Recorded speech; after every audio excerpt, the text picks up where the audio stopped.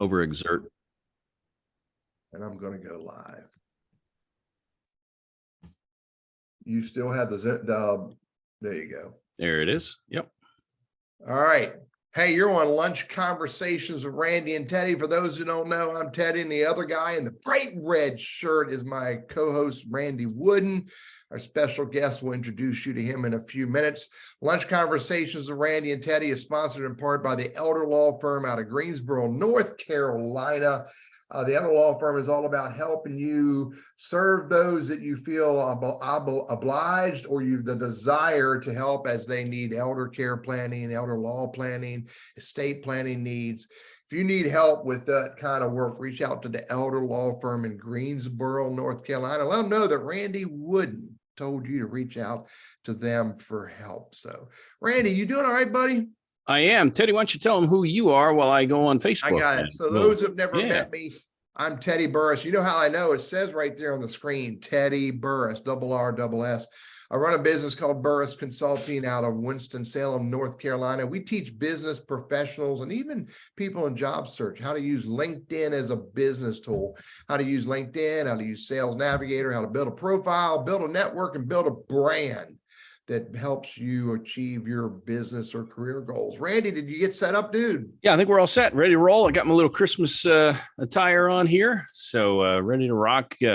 Randy Wooden with Goodwill Industries of Northwest North Carolina, director for our professional center based in Winston-Salem. But I have clients all across the fruited plain, but mostly here in the Triad. And I don't have any clients, Teddy. I don't know what mountain range that is, but I don't have any clients there, but I'm open to it.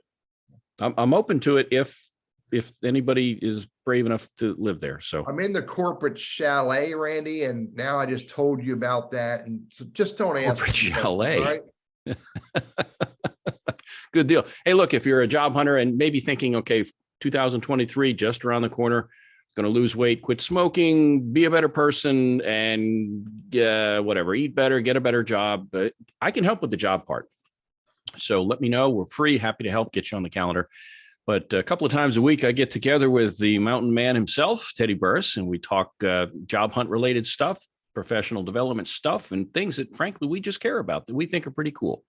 This week's no exception. Ben Eden joins us all the way from Utah. Ben, welcome. Well, thank you so much for having me. Tell you what, how about you introduce yourself? And if, by the way, if people have comments or questions for Ben, we can put those in the chat area, and Teddy will try to get to those. But just to give you a quick overview, and then I'll have Ben introduce himself in more detail. I heard Ben talk, a couple of months ago, I think it was October, at one of our SHRM chapter meetings. And he talked about reaching your own Everest, your own Mount Everest. So that's why Teddy's got the background there. And while we're no mountain climbers, Teddy and I, it was a very interesting topic. And I said, hey, Ben, would you be open to coming in and talking a little bit more about that? So we're going to cover what that means and how to reach that Mount Everest. But first, let's hear from Ben. Ben, tell us a little bit more about you. Sure. Thank you. Yeah, so I used to be an HR executive. And so I understand a lot about that world. And I actually left that in February of 2020 to follow what I believe is a calling. You know, I'm a God-fearing man, and I believe that what I'm doing now is what I'm supposed to be doing, of helping people through their emotions, achieve their goals, and grow in life. And so specifically, I'm a personal and professional coach to help you have a successful business and family life. Yep. And you have a website, and I'm sure Teddy can put that in the chat, but what's your website? reachyourultimatepotential.com. You know, Teddy, he's got a business card. It's like this long. Oh, really? For the website. Yeah. Reach your handle on it. Here, let me unfurl the script here. Now that's awesome, man. And, you know, it takes some guts, courage, passion to reach out on your own, to leave. I hate to say the comfort of corporate America, because it wasn't a comfortable job, but you had a steady paycheck, I guess is my point. So I'm always curious, and I ask this of every guest. So just understanding the why behind what's your motivation? Was it a single event? Were there a series of events that said, this is my passion, this is where I need to be, and I'm loving it? Now, what's your why? It's a great question, Randy. And it is not a one big event. It is a series of events. And Okay. so I was this HR executive for about 7 years. And I actually tried to leave that job every year for 7 years. No kidding. But timing was never right, or the new opportunity wasn't right. And so again, I'm a God-fearing man, and I just decided to trust and say, okay, I guess there's something more for me to learn, right? Now, towards the end of those 7 years, I started to speak more often. We had twice a year management conferences, and I would speak as an executive, and I enjoyed it. People thought I did a great job. And I said, okay, cool. I had a fellow executive say, Ben, you could do this speaking thing full time and make a lot of money. And at the time, that was exciting, but I wasn't doing it for the money. More importantly, I discovered coaching. I didn't know it was coaching at the time, but somebody taught me about perspective and about seeing life differently and about this personal development. And that fascinated me, really drew me in. And so in 2019, I had discovered this coaching. I went to a conference and I was like, why am I not on that stage presenting? I got home, called my payroll company, and I said, hey, you're having a conference. Can I speak at it? And thankfully they said yes. So I got to speak in Chicago in that October. And that just clarified for me, this is what I now want to do full time. And I took the leap in February 2020. Wow. So right at the old height of COVID kicking off, huh? So lucky you. Right before, I know. Timing is everything, right? Exactly. But you're sitting here talking to us. So the last 3 years, I'm sure you've seen a lot. We'll dive into some of that life journey and some of the challenges that you faced, and maybe some unexpected things that perhaps you've run into that you said, hey, this is even better than I thought it was, or, ooh, I guess I better pay attention to that. So let's start out. We're talking about reaching our own personal Everest, and we've all heard of Mount Everest. I seriously doubt that we have climbed it. Anybody in the audience has climbed it, you're a liar. Probably. Well, wait, well, don't go with that, man. Come on, man. How many people live to tell about it? Right? But point is, it's a huge challenge. So when somebody says Mount Everest, I think, ooh, almost insurmountable. That's my first thought. Holy cow, should I even try it? I'm going to die. I can't measure up. There are a lot of things. We're going to dive into some of that. So let's talk about, I guess, first off, maybe a quick definition when you say, but what is your Mount Everest? What does that mean to you? How do you define that? That's a great question and good point, Randy, because this understanding is crucial to any goal that we have. If we have a goal, but we see it as insurmountable, do you think we're going to make any progress towards it? No, because why bother? Yeah, exactly. Too much effort, impossible. Otherwise, if you're in the category of people who really want to climb Mount Everest, that is your goal, then it becomes the most exciting thing in your life that you're willing to pay $35,000 to do, spend 2 months climbing the mountain, and who knows how much prep time just to get there.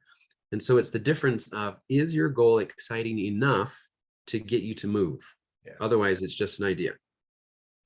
Wow, that's a lot of, I mean, I've heard of, people that want to run a marathon or something like that, and the time and energy that goes into it. But that sounds, wow, sounds like a lot on somebody's plate. So let's begin with one of the points that you wanted to talk about, and that is clarity in your destination. Clarity in your destination. What's that all about? So this is huge in life, in coaching, but let's talk about job hunters, right? And we're going to use the metaphor of Mount Everest a lot, obviously. Clarity in destination, climbing a mountain is, hey, I see a summit, or I know there's a summit up there, and I'm going to go there. And that drives every step you take and every decision you make. I need to go up. I need to go this way. There's something in my way, and I need to get around it. Why? Because I have that summit in mind, and I need to get there. Now, with a mountain that high, you've probably studied. What does it look like? What does it take to get there? What are the steps? Who else has done it? Who can I reach out to? So there's that element. And with job hunting, if we leave it unclear, we just say, well, I want a new job, then it all of a sudden becomes harder. Why? Because there are tons of jobs out there. And when we say, well, I can work for anybody, I'm happy to do anything for anybody. Okay, that's great. That's very nice of you. But it's harder to find a job that you are happy at, and for the recruiter to know what you're good at. I used to do recruiting. And if somebody were to say to me, well, I've had all these different jobs and I'm happy to do whatever you want, you're like, okay, that's nice. But it's better if somebody comes to me and says, hey, I have 10 years of project management experience. I've used this software and I've worked on these projects. You're like, wow, that really applies to what I want. So let's have a further conversation. So not only does it make it easier to get a job, but it brings fulfillment and happiness to you faster by having clarity in what you're looking for. And you also have, Teddy. Yeah, I was gonna say, that Ben, that whole clarity. Yeah. Often the clarity is skewed in the wrong goal.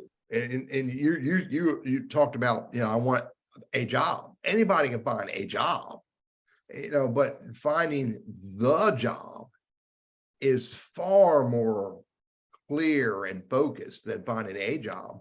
And additionally, a lot of times I lived this world where the next great job was all about bigger and better dollars, and often looking for that reward was not, for me, was not the best thing to do. It was, looking for the right job that has all of the things that I want turned out to be far more rewarding than looking for a job with big bucks. Mm-hmm. This also extends our conversation today, for those that are watching, extends beyond job hunting. I know, Ben, you've got clients in corporate America who need to have other areas of their professional life addressed. So it's not necessarily job hunting alone, but yet again, based on our show, a lot of what we do is we try to tie things into job hunting, but this applies universally. So, and I'd like you to be able to touch on that too, and maybe some examples of how you've been able to assist folks. And I think part of the reason for that is sometimes we feel like we're in this little snow globe of our life, and it snows, whatever, but we're kind of confined into the world that we know. And to be able to reach out, to your point, to be able to see that summit and imagine and see a path to it, we may need help in seeing. I know I've been in that situation when I had hair and was a lot younger and all that. Sometimes having somebody else help show that path and that it is attainable can make all the difference in the world. So, so the clarity in your destination. So we've kind of covered that. Anything else you want to throw in about determining that clarity issue? Yes, and I'll share two stories, Good. one with job Good. hunting and one with clients, like you're saying. But actually, in my journey of being an entrepreneur, I've pivoted quite a bit. I always know that my base message is what it is, to help people on their emotions and how they grow. Okay. But at the beginning of this year, 2022, I had a serious decision to make, because October of last year, I put everything I had into an online course and thought that this would be my moneymaker and I'd be set, because things seemed to work out. But after putting all my effort into it, all my knowledge, and paying some pretty good money to have this professionally made, nobody got bought. Like, it's not like, oh, just a few people did. Nobody did. And so where I had wind behind my sails for 18 months, nothing could knock me down. After that, I was like, I don't even know what to do anymore. I feel like, I was called to do this, and now I just don't have any clarity. I don't have any direction. It's, what do I do? And so I started to think, from being super passionate as an entrepreneur to, well, maybe I've learned what I need to, and now I need to go back to corporate. Okay. And so I started considering it. I was saying, well, I do have HR experience still, and I have that network. So I guess I'll start to apply. And this is where the clarity is super important, because I just started applying to jobs, from chief HR positions to people referred me and said, oh, hey, there's this HR generalist or HR representative position. I'm like, okay. I mean, I was an executive and you want me to apply for representative, but okay. It was a referral. And I was a very underpaid executive. So some of these generalist beginning positions made as much or more than I did, sadly. And so I was like, yeah, to Teddy's point, if I look at it as at a money perspective, I got married last year. I now have 4 kids to take care of. And so a solid paycheck would look good to the wife and, make life a little bit easier in some regards. Sure. So I considered those. But as I got through the interview process, when people would ask me questions of, what have you done in the day-to-day? Mhm. and I'm way up here. And I don't say that in a prideful manner, but I'm where I am because of what I've learned, right? Somebody wants me to go back to the Mount Everest. Somebody wants me to strap on the climbing gear for somebody when I'm 10,000 feet away from the summit. It's like, I'm just at a different stage. And again, it's not a prideful thing. It's where I am and where I need to go versus I'm just going to take whatever option comes to me. Yeah. So it really helped that I had the clarity. No, I do not want an entry level position, even if it pays me more than I was making, even if it's an easier job. No, I now know that I don't want that. I was considered for some chief HR positions, which would have had me doing some very similar things that I had done in a previous position. And I was like, okay, that's great. I'll be good at it. I've already done it, so I can improve upon it. But then I was like, well, would I be bored? Because growth is huge for me. That's why I left my position, because I had reached a point of stagnation.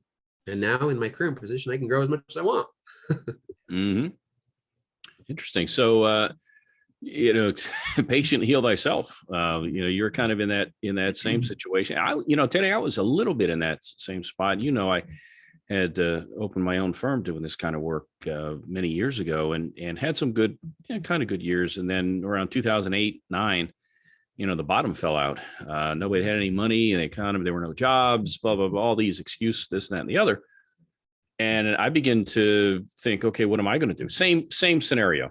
And I plowed money into a website, put all this training online. I did all kinds of kind of cool stuff. And anyway, so here I sit, but Goodwill, the timing was maybe a year or two later than I would have liked, but Goodwill came to me and said, look, we're going to start this program.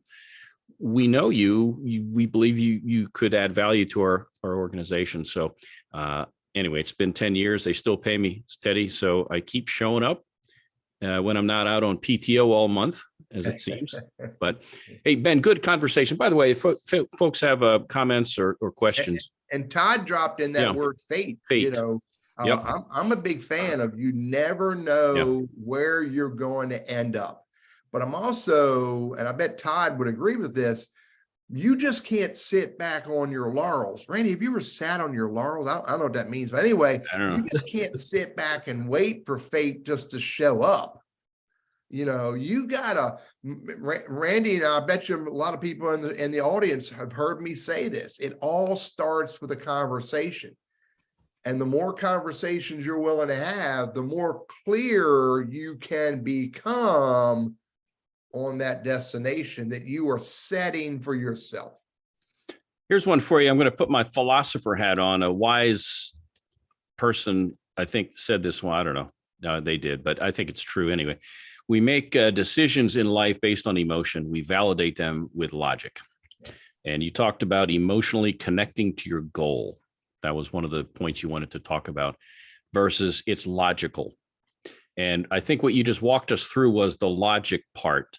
I could do this in my sleep. It makes sense. I could do it. It's logical, but there was no emotion behind it. And right. I can see your face light up when you talk about what you're into. So I know you really dig this stuff, and you're an old athlete too. So you're a competitive guy. You know what it's like to, lace up the sneakers and lace up the cleats and get after it. So let's look at this emotion piece, because I think we underestimate that a lot, because we think, that's just thought. I got to stick to logic. Like who's the guy from Star Trek? Spock? Was that? Yeah. Was he the Mr. Logic? Yeah, whatever. That guy. All right, so let's talk emotion here. Anything else you'd like to add about how you get that emotion, how you get that fire lit? Is there advice you can give on that? Because that's a big piece of this. Yeah, absolutely. Yeah. And if I'm okay, I'm going to speak to something that Todd said, and then I'll segue into your questions. Sure, sure. Yeah.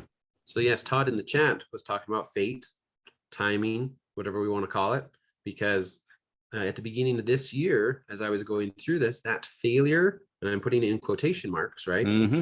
Failure of the online course made me reach out to a group that I am now contracted with, and it has been a huge part of my 2022. I've grown with them. It's become a what's the word I'm looking for? A steady kind of project. And so that's the steadiness that I needed. Now I can still grow my business and I can still focus on what I need. But now I have that steady part that allows me to build.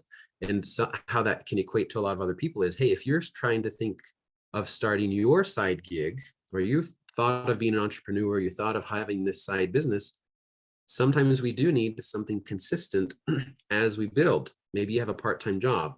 Maybe you have your full-time job and you do this on the side. And so that was something that probably would not have happened had I not had this failure that led me to where I am now. So I just wanted to make that clear because, hey, we all have those elements of, and I do it purposely in quotation marks, failure, because it's not failure. Sure, it's something that didn't work how we thought, but it becomes a lesson and a catalyst to then lead us to what was even better coming. You know, and something too, another wise man once told me, you know, Teddy, I hang around with pretty smart guys, just to let you know here. A friend of mine, actually years ago, because when my business kind of went, I felt like a failure. I tried, it didn't work. Like, come on, I keep trying and it's just not going the way it needs to. And he says, Randy, he said, failure is an event. It's not a personal characteristic trait. Failure is an event. It's not it happened. That doesn't necessarily mean that you are a failure. And I think sometimes we can be our own worst enemy with that. And, that self-fulfilling prophecy kind of stuff. So just thought I'd throw in another wise chat that I had, Teddy. And it's not the end of it either, Randy. I mean, there's only one failure that's the end. But other than that, it's, it doesn't mean you're done. We're still breathing. So that's good. Now you were going to go back. You mentioned about the fate, and then you were going to tackle the emotional. Yes. Yeah, the emotional piece. Yeah. So the emotions. Yep. Now, what it comes down to is by being humans, we are motivated by two things. One is either pleasure or pain. Do we want to feel good or do we want to avoid feeling bad? That's literally what all our decisions come down to, no matter what people try to say. No, I try to go off what makes more sense. No, I go off of what makes me more money. Well, what that translates to is I feel good if I make more money, or this makes sense, so it feels good. Therefore, I'm going to follow the pleasure. Or if it doesn't, I feel it's going to be pain. I don't want that, so I'm going to go somewhere else. So that's literally what it comes down to. And that's why we are emotional beings. I'm going to misquote this, Randy, but I'm going to follow your train of Dale Carnegie. He writes awesome books. One of them is How to Stop Worrying and Start Living. And he talks about how we are emotional beings. We think we're logical, but we're actually emotional. And to your point, we justify our emotions by logic, but we're really emotional beings. Yep. So how does that apply to job hunting or being successful as an entrepreneur? Well, it has everything to do with it. Because as we have a clear destination, that's cool. I know what job I want, or I know what client I want. Now I start to move forward. And as we start to move forward, we all of a sudden start to address our insecurities and our weaknesses, let's say. We start to put ourselves out there. We start to feel vulnerable. And then in our attempt to feel good and avoid pain, we may shut people off. And it's like, why am I not getting clients? I feel alone. I feel lonely. This isn't working. Why? Oh, because of an emotion that you're avoiding. Or we get so attached to the money, to Teddy's point. Some people spend their entire lives chasing the dollar and they don't know why. They think, well, that's what I'm supposed to do, right? More money equals happiness. Does it? And I'm not here to say money doesn't equal happiness. I'm not here to say it's bad. But if we're in the rat race our whole life chasing money, then you're going to get to the end and realize that you missed a lot of what was more important. And Teddy, he just said your life story right there. Yeah. And I'm being serious. He is. A lot, but he just kind of laid it out. Teddy's been down that path, and now he's enjoying the mountain chalet on our dime, and didn't invite me. I didn't say it was our dime. Oh, well, my attorney will be in touch. Hey, we're talking to Ben Eden. Ben is a personal and professional coach. He has his own firm, reachyourultimatepotential.com, and all the way from Utah, where I guess it snowed a lot. So that's not unusual, but we may get some snow coming up this weekend. It's a possibility. So maybe a white Christmas, but maybe not. But it'll be cold. Anyway. Maybe we know we're in North Carolina. Well, there's that. there's that too. There's one reason we moved here, Ben, is to avoid some of that bad winter weather. So again, if you have comments, questions for Ben Eden, put them in our chat. Teddy, you keep an eye on that. Try to work them in. We're going to take a half-hour break here in a few minutes, but we've got about 5. So let's talk about derailers. It's all good to have this vision, and I can get emotionally invested in it. I can see that it will bring me pleasure and help me to avoid pain, and I feel like I'm on the right path. But, and that's the big but that gets in the way, life. Help us walk through what are derailers and how we can begin to realize they are and maybe work through them. That'd be a great topic. Okay, thank you. Now I'm going to invite people in the chat. You know what your derailers are.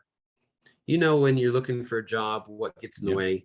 You know what happens when you're in a job and you're looking to grow, promotion, better pay, project to be finished, whatever it is. You know what your derailers are. So I want to see them in the chat.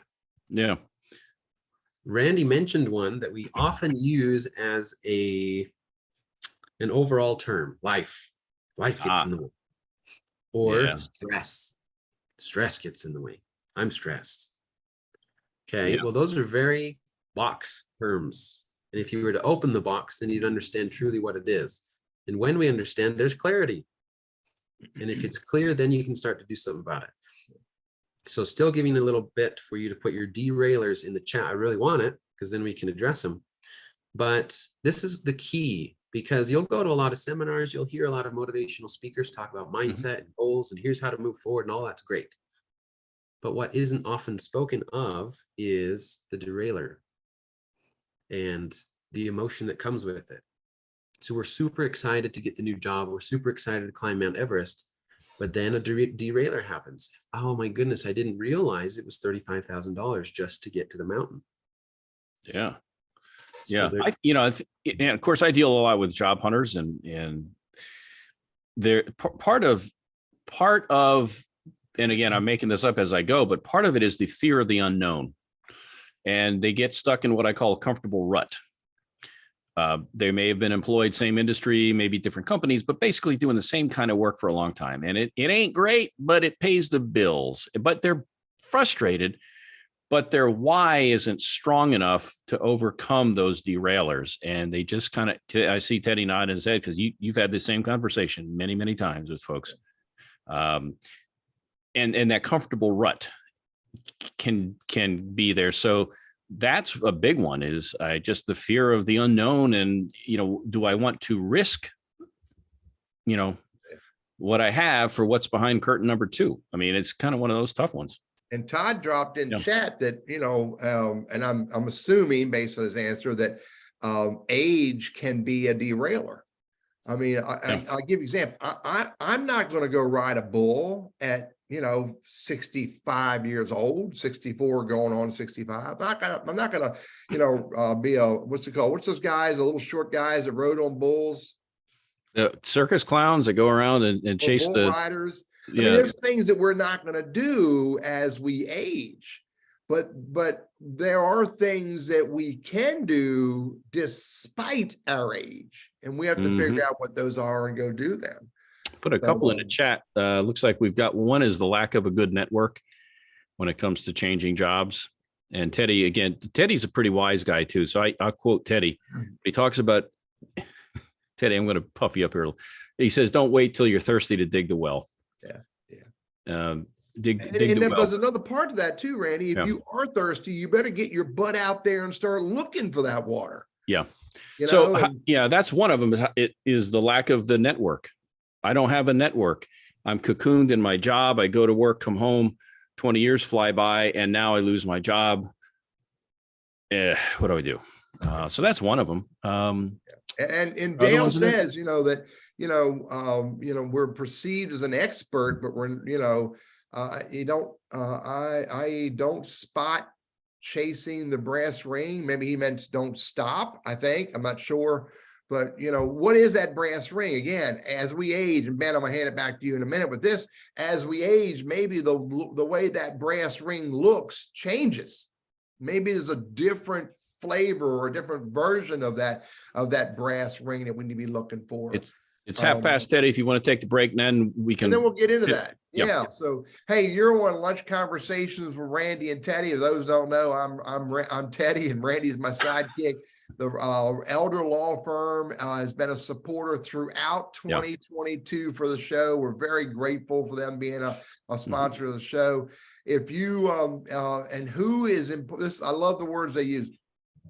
Who's important to you and how you plan to honor your relationships or your responsibilities to them is also important to the Elder Law Firm. They're all about helping us to serve that next generation above us who need the right estate planning. They need support with elder care planning and all of that stuff. And including those 7 documents that are so critical in elder care and estate planning. So reach out to the Elder Law Firm in Greensboro, North Carolina. Here, I'll give you their phone number. It's 336-396-4551. Reach out to them. Tell them that Randy said that you should probably have a conversation with them. Again, we're grateful for all their support throughout 2021. Back to you, buddy. Yeah, sure. So you want to tackle that, the brass ring comment? You want to tackle that one, Ben? Did that make sense, Ben? So I'm understanding the brass ring is kind of a prize or money that makes you chase. Is that or is that something? accurate? Something you're looking to get. You're looking to grab this brass ring, whatever it is. And again, maybe I'm not going to ride a bull anymore. Maybe I'm not going to climb that metaphorical Mount Everest that I would have climbed. But maybe there's another version of it. There you go. Okay, perfect. So this is a great example that I can personally use because I've been on the C-suite and I was lucky enough to be there in my 20s. And that's often something that people chase for many, many years to get to the C-suite, make the money and travel the world and have the nice things. And I've been there.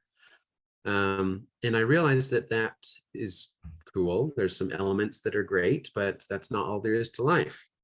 And so, yes, our destination might change because we get somewhere and it's like, oh, this isn't what I thought it was. And that's a huge benefit that a coach can bring to you because they can help you see things earlier than you would by having to go through the experience and learning through failure or something else. And so right now, for example, I mentioned that I got married last year. Yeah. And I married into having 3 kids. And then we just had our 4th. So all of a sudden, I have 4 kids and a family.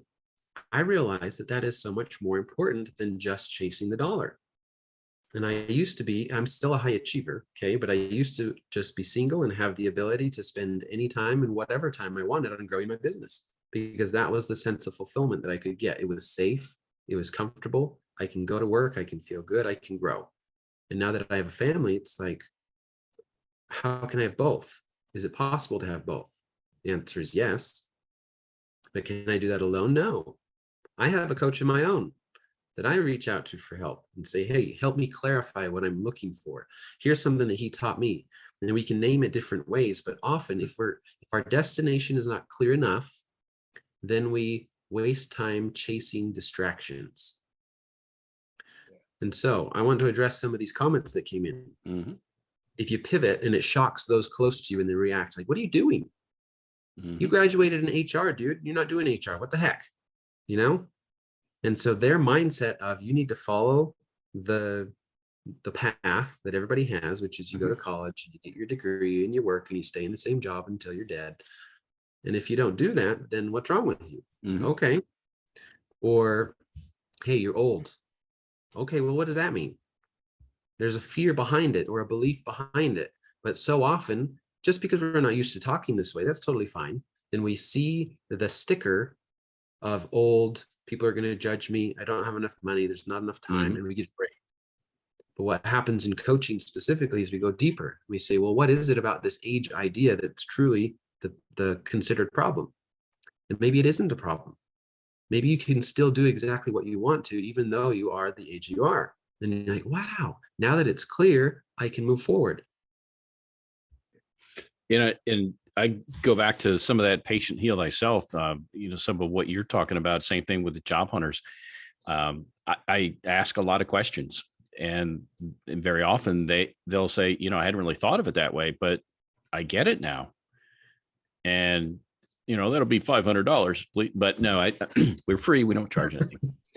But the idea that it was here in front of my nose all the time, but thanks to the derailers or what goes on between the ears here, I've talked myself out of it for whatever reason. And, I tell people, like, when it came to starting my own business, started back in the early 2000s, I said I didn't want to wake up at Teddy's age and wonder what if. I didn't want to wake up at 60 and wonder, why didn't I at least try? Yeah. And Randy, you know this story because you've heard me, and some of our audience may have heard this as well, that in 2009, when I planned to quit corporate America and start a business teaching social media as a business tool, man, I had all kinds of people going, "Are you freaking on drugs again?" Why would you leave a really good career and start at the bottom doing something you've never done before? And I could have listened to those potential derailers and go, oh, maybe I better not do this. I'm so glad I didn't listen to them. They were shocked because they didn't feel what I feel, see what I perceived, and see the opportunity that I perceived. And so often, Don's conversation about shocking others, I was glad to shock them. They just didn't see what I saw. Yeah. Hey, anything else you want to throw in about derailers? What are some of the common ones that you see a lot? Any encouragement you can offer to folks that might be watching now or after the fact when we push it out to the universe? Yes, thank you for asking. Now, this pain and pleasure thing is heavily on my mind, if you can't tell, because it's such a great model for life. Sure. What you mentioned, a lot of people just don't change because it's safe, I'm comfortable, it's consistent, it's whatever. I'm telling you, I work a lot with HR professionals. They are suffering in burnout and all sorts of expectations, but they don't do anything about it. Why? Because, well, it's just how it is, and at least I get a good paycheck. Yeah. And so literally what human behavior comes down to is this. If the pain of staying where you are is less than the perceived pain of changing, you're not going to change. Or put another way, if the pleasure of changing is greater than what you are now, then of course you're going to go pursue it, right? We'll spend, I don't know, $200 to go watch a concert because you think it's going to be great. You're going to like the music. You're going to enjoy what you're going to go see. Yep. You're going to spend $200 on fruits and vegetables. A lot of people don't, because it's like, well, I could just eat fast food and go see a concert. It's the same money, but because you attach pleasure to it or pain to it or lack of pleasure, then you don't act. So that's literally how we're wired, is to chase pleasure or avoid pain. How does that apply to what we're doing in our derailers? If you can associate, this is neuroassociative conditioning, fancy term. Write that down, Teddy. Write that. Yeah. There'll be a quiz later. Yes. There'll be a quiz later. Where are we going to place pain and pleasure? Okay. And if you can get good at this, then you'll be able to direct your life in the way that you want. And so any derailer that comes, stress, comfort, time, age, money. This is a common one. I gave a presentation at an event recently, and this happens so often. People leave an event, they're super inspired. It's like, hey, I have this idea. I learned about derailers. I learned about stressors. I learned about taking action. I'm going to take action. And then they turn off the video, or they get home and the TV's on and the kids are there. It's time for dinner, and they forget about it. Yep. Because, some things didn't happen, but a derailer happened. Life is what we call it. So how do we get through that? In the moment of your inspiration, when you're feeling motivated, you need to schedule an action. You don't have to do it right now. If you can't, that's fine. But so today, right, I pull out my phone, it's 10:40 my time. And if I feel inspired right now, I can say, all right, this is going to be over in about 20 minutes. And in 1 hour, I am going to take this action that I feel inspired to do. Or if I can't do it today, I'll do it tomorrow. But I'm going to schedule it now so that my derailer doesn't derail me. Yeah. And another thing too, that, we talk about, if we write it down, it becomes more meaningful, but also there's that fear of if I say, and Ben, when you were at our SHRM thing, you said, so Randy, what do you want to do? Thank you, Debbie Reynolds, for putting me on the spot with that, by the way. I appreciate that. But I said, hey, I'm going to write a book. Once I came out with that saying, now I'm accountable. You know it? And so it would be so much easier if I just said, well, I just want to be a better person, or I just want everybody to get along. That's my goal. That's what I'm working on, or whatever. Then I'm not accountable to anything. And if I screw it up or blow it off and don't do it, nobody's going to be the wiser. So maybe part of that encouragement is to make known what those goals are to others. We talk about accountability partners and others that help keep you focused on, okay, now I got to make this happen now. And maybe it's for a different reason. Maybe it's to prove that you can do it, and you're proving it to somebody else, but you're proving it to yourself too. If that makes sense. That makes sense, kind of, sort of. Anyway, yeah, go ahead. Yeah. Can we keep using you as an example, Randy? Is that okay? Wouldn't be the first time or last or whatever. Be careful how deep you dig. Only indictments, no convictions. So I'm just saying, it's in case anybody asks Teddy, I didn't do it. Because I feel like we've been talking about great ideas, and now we're going to hone in on a specific example. So you did bring up that, 2 months ago, I gave this presentation and asked, what is your Everest? And you said, hey, write a book. How long had this idea of writing a book been in your head? Probably a few years, maybe a couple, 3, 4, I don't know, something like that. A few years. And so people in the chat, if you're listening, I'm a slow starter. Yeah. But that's the thing. It's so common that we do have these ideas for a long time. And then we get stuck in our head and say, well, I've had this such a long time and I really want to, but now that it's been so long, it means, I guess I can't do it. And we have all these thoughts that convince us why we shouldn't, right? And then let me ask you this. What is one of your derailers, or what was one of your derailers? I always like to have something going on the side. And so whether it's serving on boards or other things, and I felt like I was at a point where I had the time to do it. I just got done with Leadership Winston-Salem, and that's a big time, consumer. So it's kind of done with that. And I'm thinking, okay, what am I going to do next? And this was always something in the background. But now, and you and I had a conversation about this, I was going to hunker down toward the end of the December and really make inroads. And I have them right here, Teddy. Here's some of them. And I've got more of them because I'm a high-tech guy, actually saved on computer. So just to let you know, it's not all written down in black and white, but yeah, it's a process. It was a process. And a lot of derailers. Thank you, Randy, for letting me put you on the spot, because these are specifics that people can now relate with, right? Right. Because your example of derailers is, hey, I always like to be doing something, being on some boards and serving and volunteering. Are those bad things? No. Do they bring you a sense of fulfillment? Yeah. Sure. So they're good things, but that in this particular case, they fit in the category of chasing distractions. Would you agree? I suppose so. Yeah. I mean, I get only 24 hours in a day, and I like eating my Cheetos and watching TV. Teddy, there's another set of derailers. No, just kidding. But no, I totally get it. And I'm a bit of a ham, in case you hadn't known that, Teddy. I enjoy being in front of a camera, a microphone, that kind of thing. I've been doing it for a long time. And I thought, I've already written this silly book. It's been done already because I write all these columns. Why don't I just get off my keister and organize this stuff and put out a book? Because if Burriss can do it, I can do it. And Teddy, how many books have you written? 2, 3? 7. 7? Get out of here. Yeah. Two of them are Amazon. 5 of them are on Book Boom. Okay, so Teddy's a prolific writer, and I gotta keep up with Teddy. I can't let him get one up on me. And I'm joking about a lot of that stuff, Ben. But ultimately, I think it just comes down to saying, okay, I'm going to hold myself accountable to do it. Yeah. And there's nobody sitting here going, Randy, you got to do it to keep your job. Nobody is sitting here saying, you have to do this. This is something I want to do. Mm-hmm. So if I can do one more thing with you. Right now, what you're doing with your brain, and I can tell by the way you talk, and I'm not picking you on you, this applies to everyone. Cool. Keep doing it, man. Keep doing it. Okay.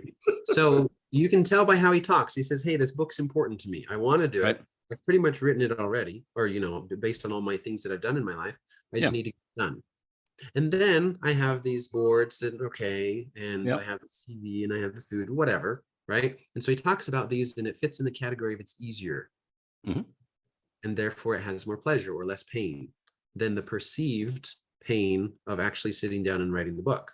Does that make sense? I think it does. Yeah, I think it does.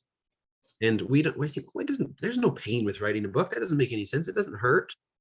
But again, it's like, what will I enjoy? What will take more effort? What is it going to make me have to do?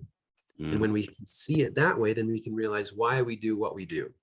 And then to your point, where I'm not in a job where I have a boss hanging over my shoulder saying you need to get this done. That's where an accountability partner can come in.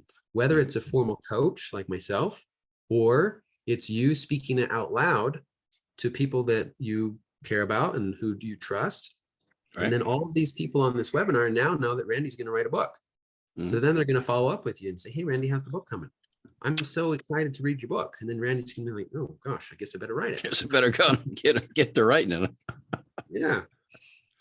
Well, and I find myself, because I've been taking a couple of weeks off, I find myself piddling around the house here with what I'll call smaller, easier projects, right? Because I'm the guy that creates a list every day, especially on the weekends, tasks, chores, and I write them down. And when I get them done, I scratch them off. And those are, what is it? The important versus urgent is it when it comes to, so I'm more of the, okay, this has to get done today, but it's a small thing. I can knock that out and have a sense of accomplishment versus the Mount Everest of, holy cow, that book is a big undertaking. And I ain't done it before. So I have to muddle through it to get to that point where so much of this other stuff I can kind of, to your point earlier in your HR career, kind of do in my sleep. You do a lot of this stuff without a whole lot of stress, whole lot of confusion, maybe is another word, or uncertainty. And I like that level of certainty where I got my arms around the project and I know I'm going to get it done and do it well. I don't know. Again, I'm bearing my soul here, but is that stuff? I'm sure you run into that with clients, don't you? I run into this all the time. And so I appreciate you bringing it up because now you're having clarity as to why you go for the easier stuff. Because it brings that sense of fulfillment. And so you think, well, I was productive today. I didn't do my book, but I was productive today. And so then there's a justification that's linked to an emotion. So then you're like, I'm good, but then you still have that little sense of guilt of, I still want to do that book. Would you agree? Yeah, totally. Yeah. And I'm living that every day that I'm here. So I appreciate all of your clarity because it makes a lot of sense, but putting it into practice is the next step. And so that's where I think coach and that ongoing consistency can be of help. Hey, we've got another 12 minutes or so. A couple other points you had listed here that you wanted to cover. One was movement and energy. So, we've heard those terms, but what do those mean in this context? Okay, awesome. Now, Randy, can I do one last thing with you personally, and then we move on? Sure, but it'll cost you. Now, go ahead. What you got? This is free coaching, my friend. I love it. Here's what happens, and we've talked about it. We've realized why you do things. That's great understanding. Now you have clarity, and then you need movement or you need action, right? Okay. So you understand that, okay, you lean towards doing the easier things to check it off, but you want to write the book. What's one thing you can do to actually make progress on writing that book? Just give me an idea. Yeah. And one thing I did was I created a number of 8.5 by 11 sheets where I hand wrote thoughts as I was thinking of them during the day. And that way, and then now I can categorize them into different topics or different chapters in the book. So as I think of something, I write it down, and I've been doing that now for weeks.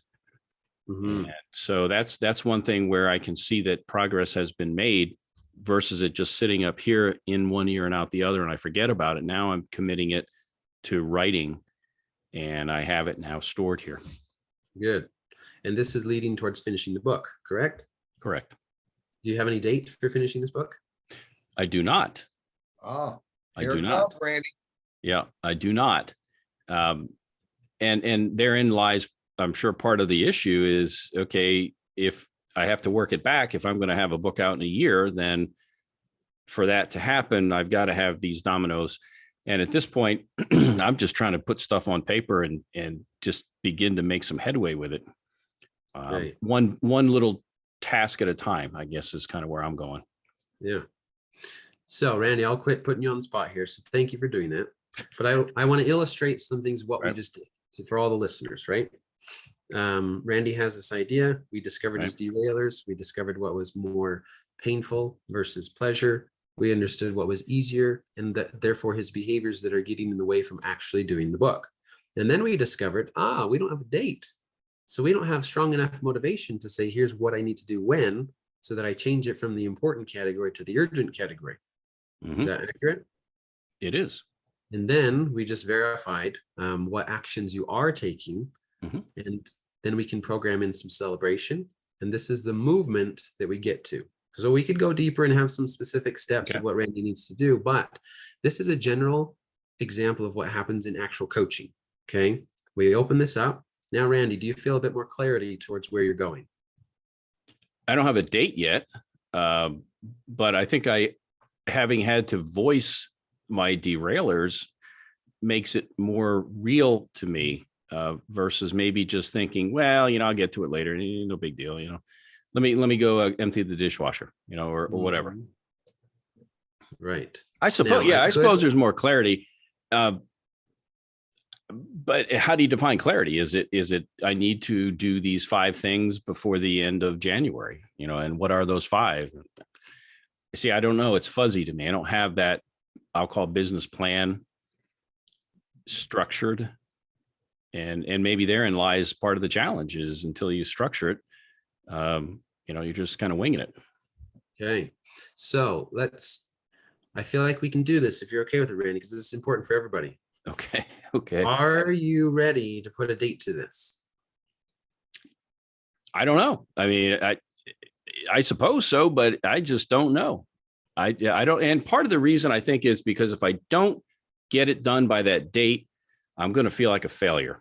And Todd Porter just said to you, put a date on it, man. Put a date on it. There you go, Todd. I think that's part of it is, I'm trying to do something, but if I commit to a date and it doesn't happen by that date, I will feel as though I have failed myself. Yeah. All right. And I mean, I might want to drop 80 pounds, but what if I only drop 30? Am I a failure? Or maybe it takes longer to get to 8. I don't know. Yeah.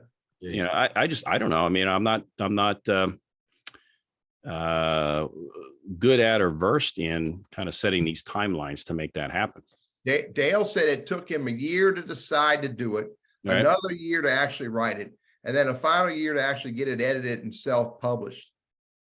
So, and I remember that I went through the same thing. It took me forever to write my first book. And then my second book only took me 6 months. And then those 5 ebooks that I wrote took me probably 3 months total. But you gotta, I think Ben's going to say this in a minute. You got to say, when am I going to reach that summit on that Mount Everest? Yep. Yeah. Well, we've got, we'll tell you what, I will pre-order it now if you put Dale a date on it. says he'll pre-order it right now. about. Put a date on it. Randy. All right. Hey, we have 7, what do we have? 7 minutes or so. You talked, it's real brief, celebrate wins. So I think we've talked about that when you have accomplished something, right?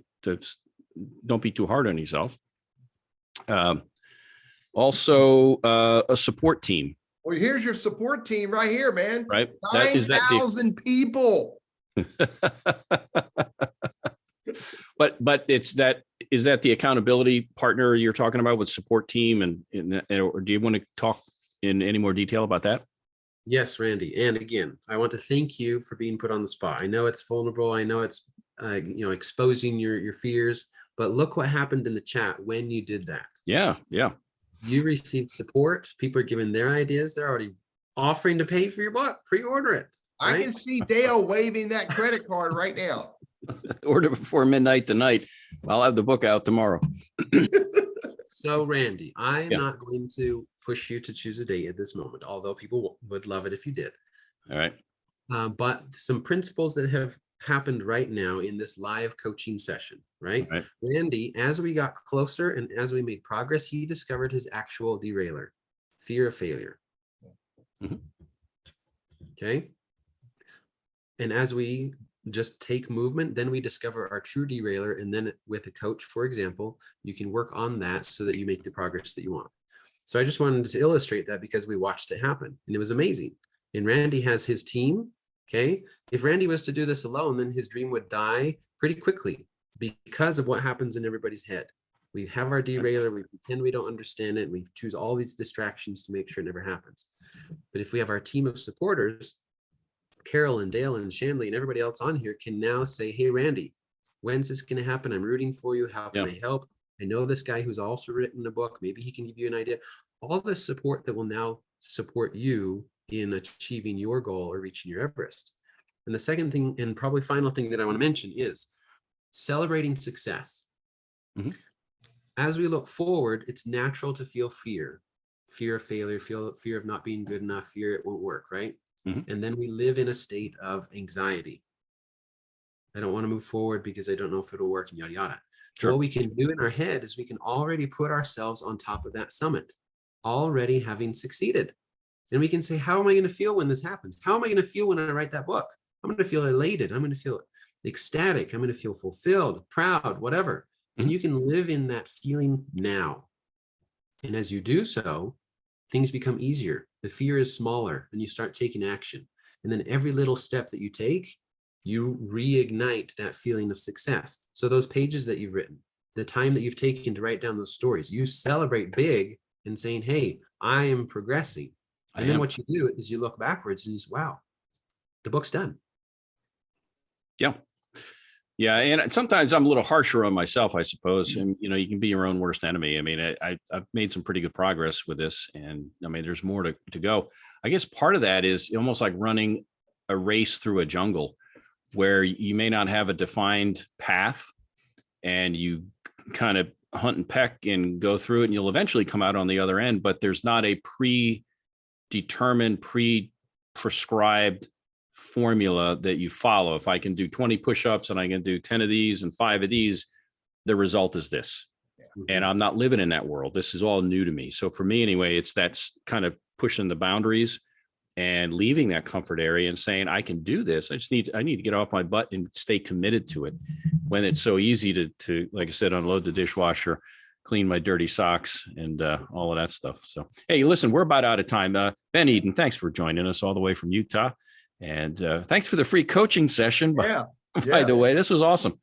And for those that have been watching, I hope maybe you see some of you in some of the stuff that we've shared today, and hopefully it can be of help to you. Teddy, we all have a Mount Everest, man. We just got to realize that it's important to us.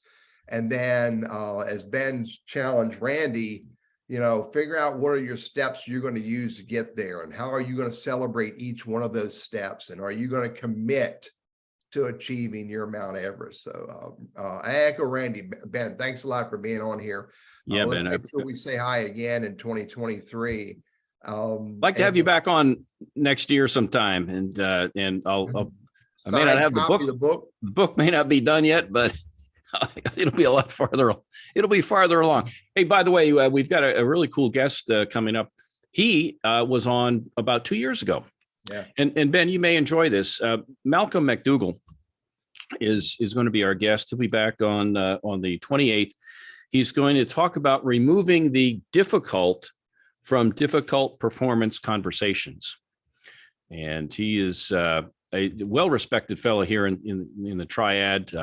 We had him on before talking Clifton strengths and the assessment with that, and how we can use that to help build teams. But he's going to talk about taking, again, the difficult piece out of those difficult performance conversations. And it's something I think we can all appreciate, whether we're on the giving or the receiving end of those conversations. So that'll be next week. Teddy, anything else before we sign off? No, by the way, Malcolm McDougall is far more well known beyond the triad.